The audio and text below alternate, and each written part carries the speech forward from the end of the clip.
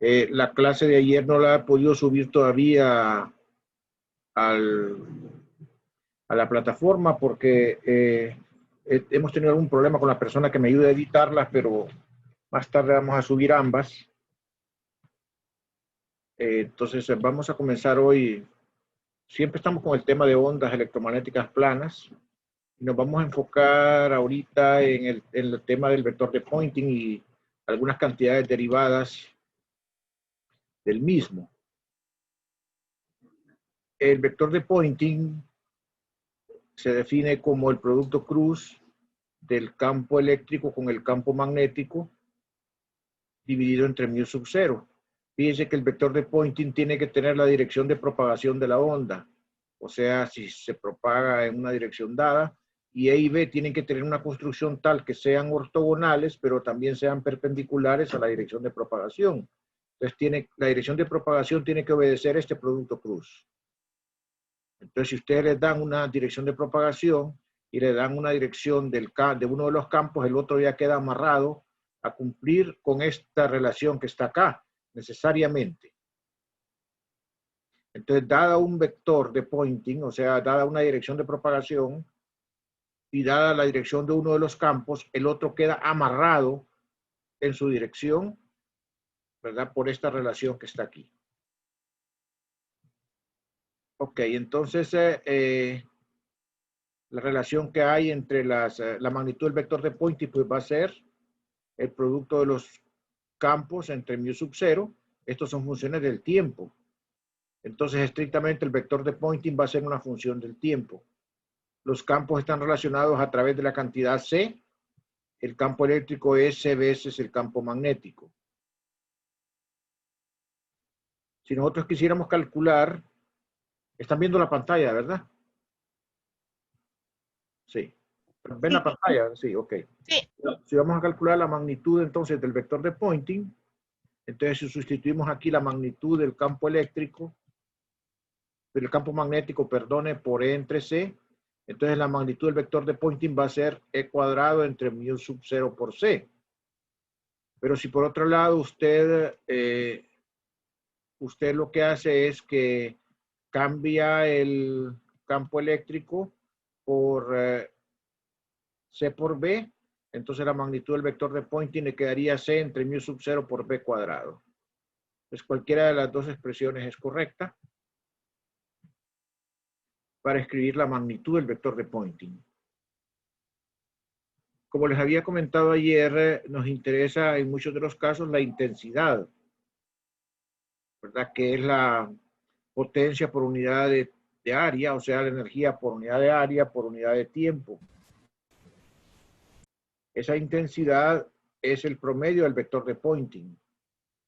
Entonces, si el vector de Poynting es, entonces, el cuadrado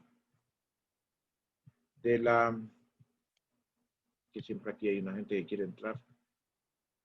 Entonces, si el vector de Poynting es E cruz B, su magnitud es E cuadrado sobre mu sub 0C, entonces va a ser E máxima al cuadrado coseno cuadrado entre mu sub 0C, y como es promedio, entonces las cantidades constantes salen afuera de del promedio y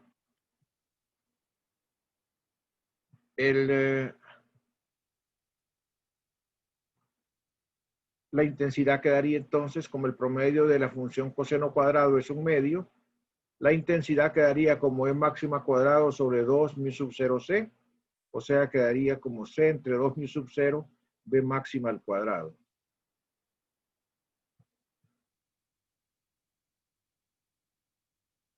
Ok, entonces ahí tenemos ya, vayan haciendo si quieren y apuntando sus formulitas ahí, aunque el libro tiene ahí su resumen al final, pero para que las tengan a mano, ahí en una tarjetita, un formulario de estas, porque hay varias relaciones aquí que van a ser importantes para resolver los problemas.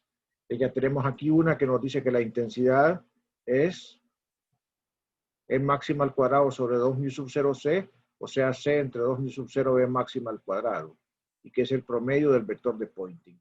No se les vaya a olvidar eso, entonces vayan apuntándolo ahí a mano. Hay otra cantidad importante que es la densidad de energía electromagnética. esa es energía electromagnética por unidad de volumen. No es energía electromagnética, sino que es densidad de energía electromagnética. Si nosotros hablamos de la densidad de energía eléctrica nada más, del electromagnetismo se puede probar que la densidad de energía eléctrica en términos del campo es un medio de E0 por el campo eléctrico E al cuadrado. Esa sería la densidad de energía eléctrica nada más. Y que la densidad de energía magnética es 1 sobre 2 mu sub 0 por B cuadrado. Entonces,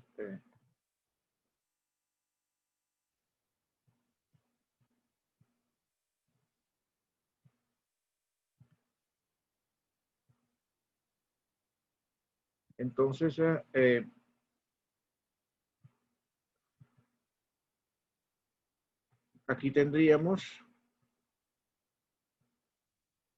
que la densidad de energía electromagnética, o sea, la densidad de energía electromagnética total, pues va a ser la suma de la energía eléctrica más la magnética. Pero por otro lado, antes pueden ver ustedes lo siguiente. Antes pueden ver que la densidad de energía magnética también la puedo poner como un medio de E0 E cuadrado. ¿Por qué? Porque B cuadrado pues es entre C elevado al cuadrado. Entonces, si sustituyen C al cuadrado por 1 entre epsilon sub 0 mu sub 0, entonces quedaría aquí el mu sub 0 epsilon sub 0 multiplicando, cancelaría el, que tengo esto activado, permítanme, cancelaría el mu sub 0 y solamente quedaría el epsilon sub 0 sobre 2. O sea que la densidad de energía magnética también la pueden poner como un medio de epsilon sub 0 e cuadrado, igual que en el caso eléctrico, ¿verdad? O sea que ya sea la eléctrica o la magnética se puede poner o como un medio de epsilon sub 0 e cuadrado o como 1 entre 2 mu sub 0 b cuadrado, porque también ustedes podrían sustituir en la eléctrica el campo eléctrico por la relación B entre C, que daría al cuadrado, utilizan la relación de la velocidad de la luz, entonces de manera similar pueden escribir ustedes la energía eléctrica como 1 sobre 2 mu sub 0 b cuadrado. O sea, cualquiera de las dos, U o B, o es un medio de E0 e cuadrado, o es un medio 1 sobre 2 mu sub 0 b cuadrado. Cualquiera de las dos es correcta.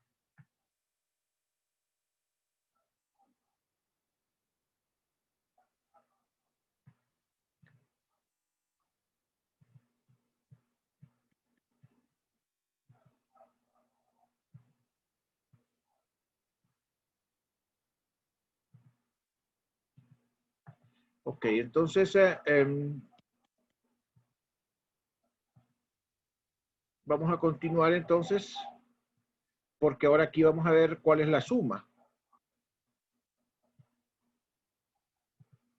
La suma es UE más UB, ¿verdad? O sea, va a ser entonces E0 E cuadrado, un medio, más un medio de E0 E cuadrado, lo que daría E0 E cuadrado. O bien, un medio de B cuadrado sobre mu 0, más un medio de B cuadrado sobre mu 0, B cuadrado sobre mu 0. Las dos expresiones. Esta E0 E cuadrado y B cuadrado sobre mu 0 son correctas para describir la densidad de energía total. Pero esta es instantánea, o sea, acuérdense que lo estoy sacando de los valores instantáneos de los campos. Los campos son E máxima coseno WT, KX menos coseno WT y B máxima coseno KX menos WT. O sea que estas U's que están escritas aquí, la UE La V y la U total son valores instantáneos, ¿verdad? Son valores instantáneos, o sea, son valores que dependen del tiempo.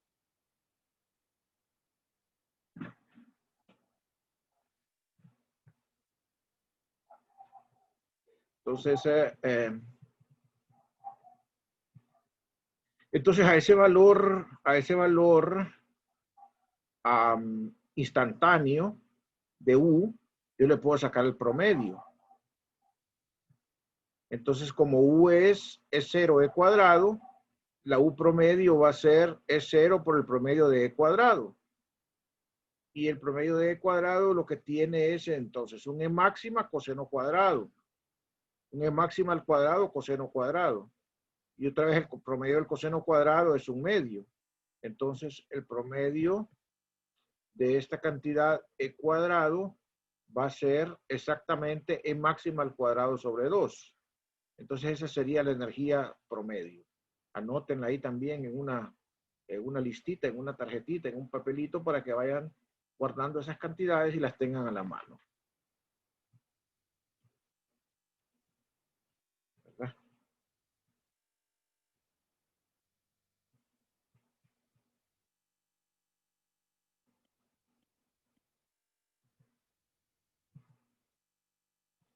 Ok. Entonces, igual, ¿verdad? Si ustedes quisieran calcular la U promedio, pues la U promedio sería 1 sobre 2 mu sub 0 por el promedio de B cuadrado, lo cual sería B máxima al cuadrado por el coseno cuadrado. Y el promedio del coseno cuadrado sería el 1 medio, y entonces nos quedaría esta cantidad.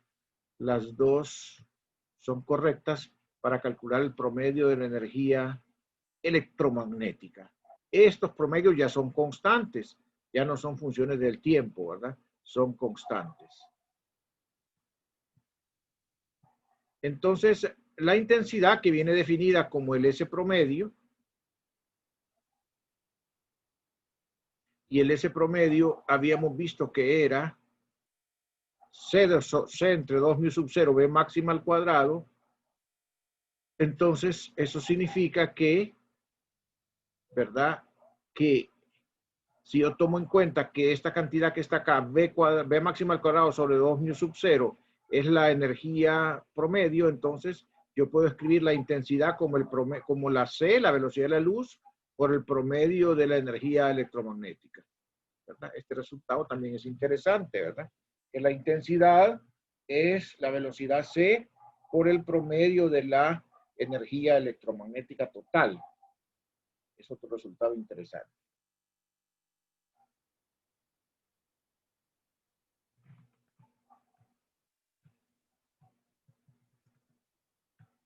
Bueno, un concepto importante es el concepto de presión de radiación. Realmente lo que ocurre es que imagínense ustedes, por ejemplo, que cuando están pegando bolas sobre una pared, esas bolas ejercen una presión, ¿verdad? Al chocar contra la pared. Y esa presión resulta ser el promedio de la cantidad de movimiento total que se transmite a la pared. Eso, pues con eso se modelan los gases, inclusive, ¿verdad? Cuando tienen ustedes gases, la presión del gas se puede calcular como, ¿verdad? El promedio del cambio de la cantidad de movimiento total, ¿verdad? Entonces, igual aquí, digamos, como lo que están pegando lo que están incidiendo es una onda, ¿verdad? Esa onda entonces genera una presión, solo que es una presión debido a la radiación. Si lo vieran como partículas, acuérdense que la luz, ya vamos a ver eso después, ¿verdad? Se comporta también como partículas, entonces son fotones los que están pegando contra la, contra la pared, contra la superficie, y aunque no tienen masa, ejercen una presión debido a que tienen energía, ¿verdad? Porque es la energía asociada a la onda, a la luz. Entonces, esa presión de la radiación se puede calcular con teoría cinética como es. Entonces, aquí tenemos la energía total. U, y se encuentra que esa cantidad es U entre C. Perdón, esta es la presión. Este es el momentum transportado, perdone. Este es el momentum transportado. Le puse por eso una P aquí minúscula, ¿verdad? Para decir que es el momento transportado a una superficie perfectamente absorbente. O sea, las superficies realmente pueden ser perfectamente absorbentes o perfectamente reflejantes, pero en general van a ser intermedias. Ya vamos a ver un problema cómo se maneja la situación intermedia. En un ejemplo, esta fórmula que dice que el momentum transportado a una superficie, o sea, el momentum transferido a una superficie perfectamente absorbente, o sea, como un dieléctrico, ¿verdad? Un dieléctrico perfecto, es una superficie perfectamente absorbente, es la energía total entre la velocidad de la luz. Miren que en efecto esto tiene dimensionales de momentum, energía entre velocidad.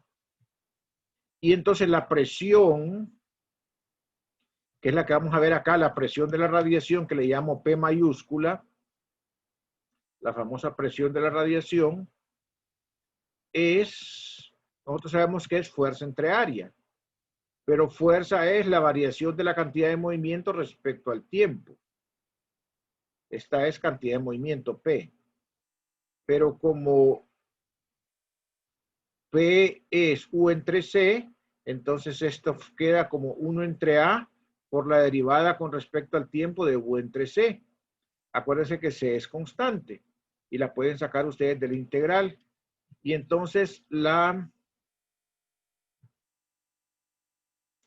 presión de la radiación, lo que va a quedar es, así como aquí tiene, bueno, no, va a quedar aquí entonces como dU de T, como la derivada con respecto al tiempo de la energía. Pero la energía total habíamos visto que era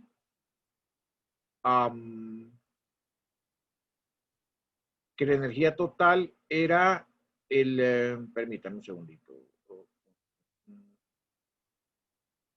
dt de U entre C, solo quiero hacer coincidir aquí las cantidades.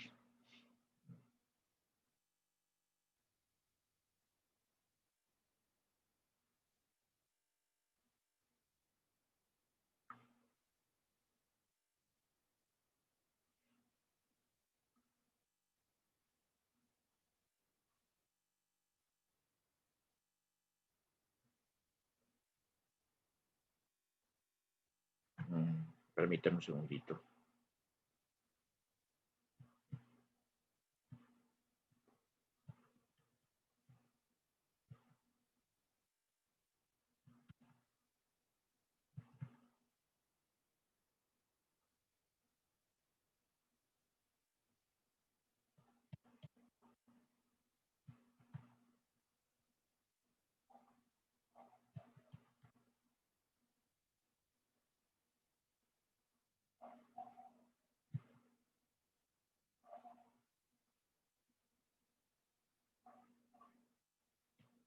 Ok, es que aquí hay una confusión.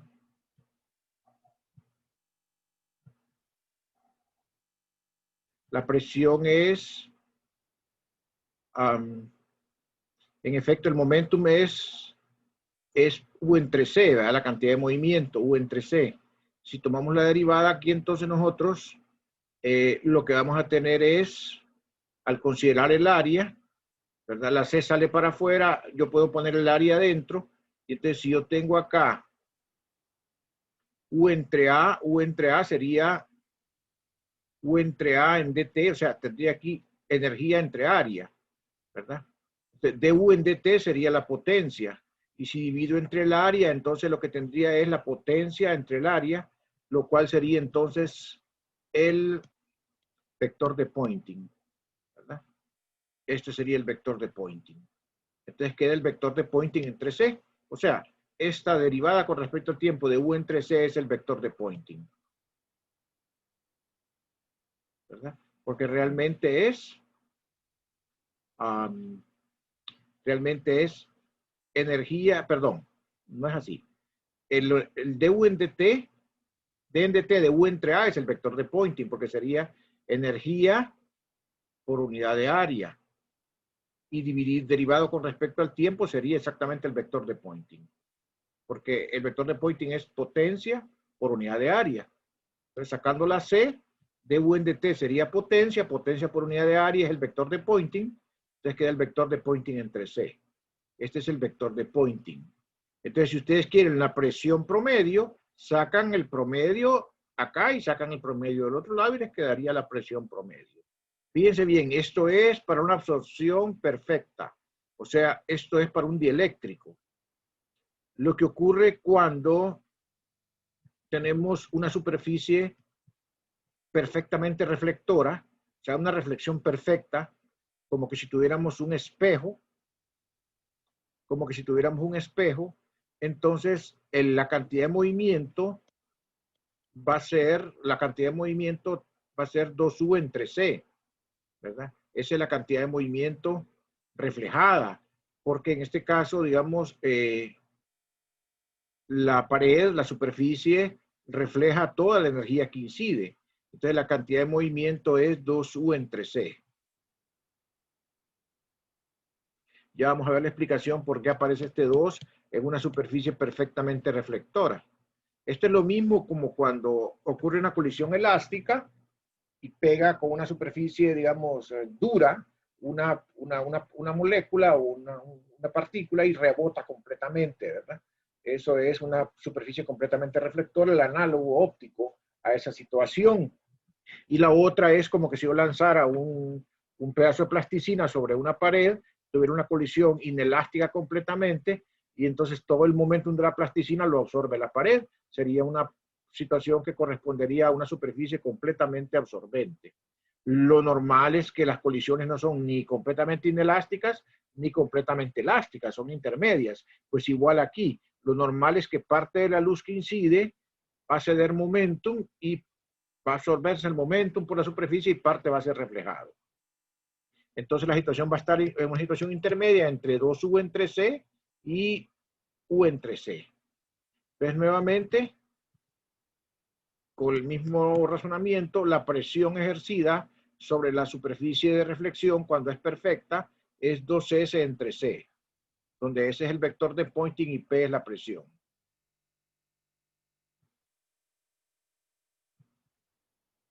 Aquí está lo que les digo. En la práctica ocurre que una situación intermedia en la que se absorbe una fracción F y se refleja una fracción 1 menos F del total.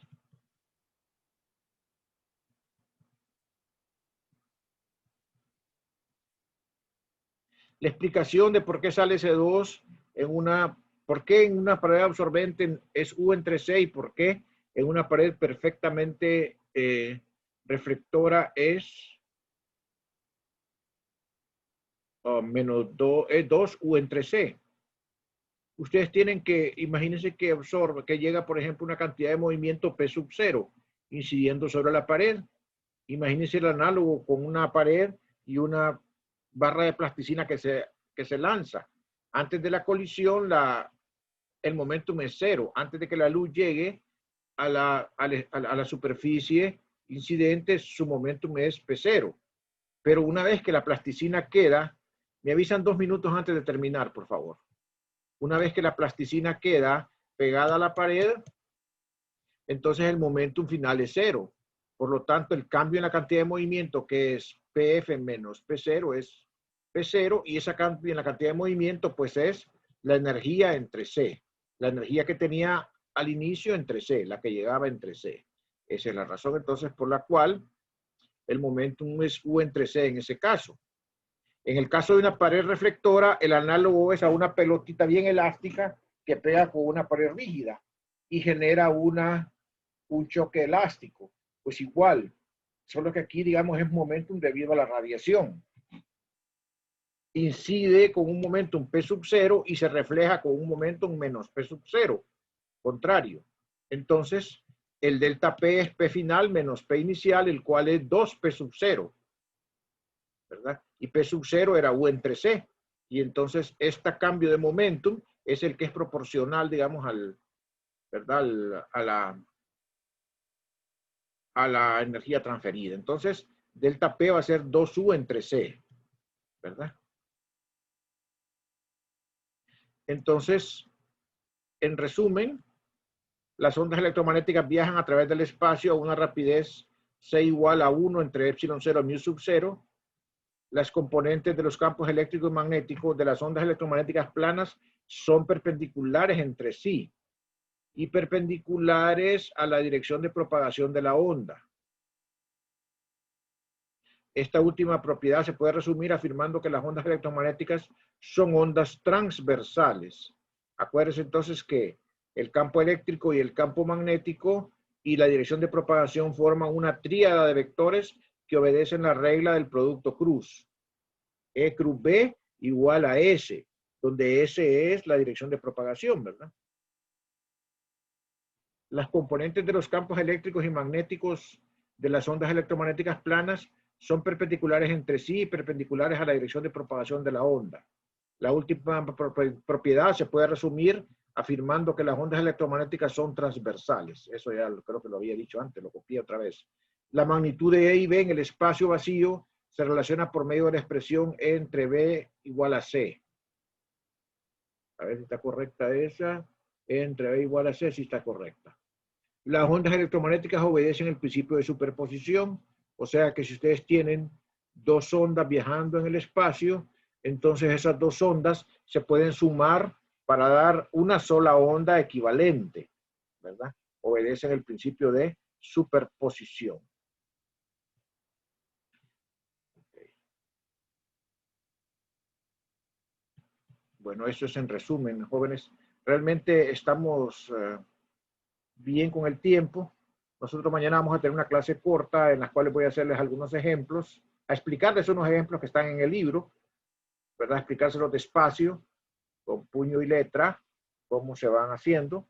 Y entonces eso sería, digamos, con eso terminaríamos ya el primer tema de la unidad 3. ¿Verdad? Como recalco, esto todavía no va a ser evaluado ni en quiz ni en examen, ¿verdad? Entonces el quiz 6 es del tema anterior, del capítulo del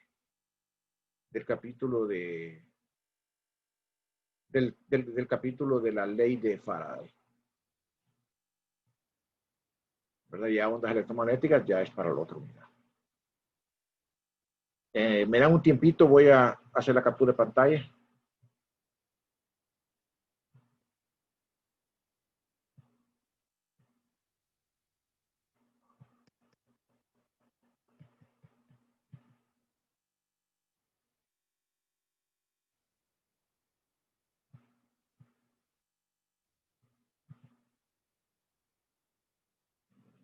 Quiero ver todos los participantes. Y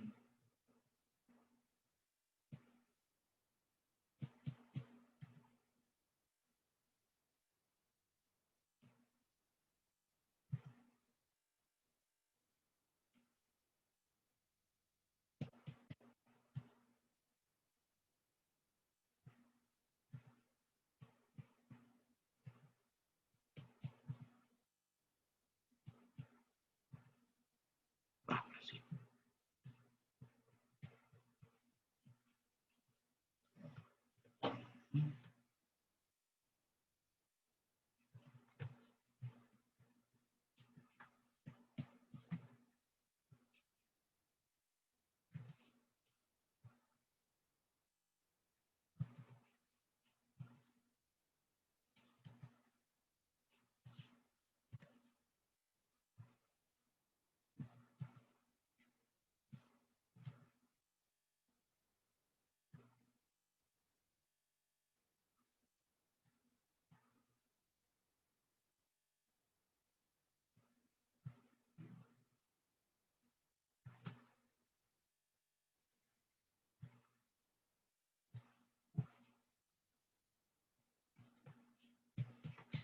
Jóvenes, ya pueden ustedes retirarse.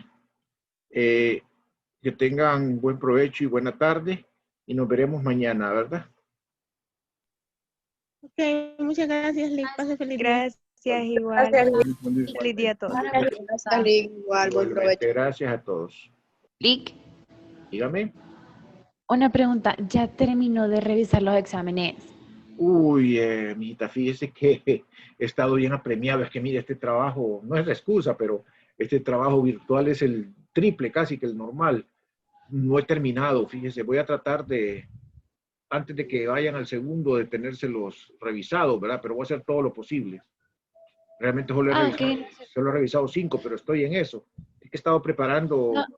el quiz y el otro examen. Acuérdense que tenemos eso encima para irnos de vacaciones, ¿verdad? Pero voy a tratar de tenerlos antes, Sí, ¿ok? no se preocupe. Okay.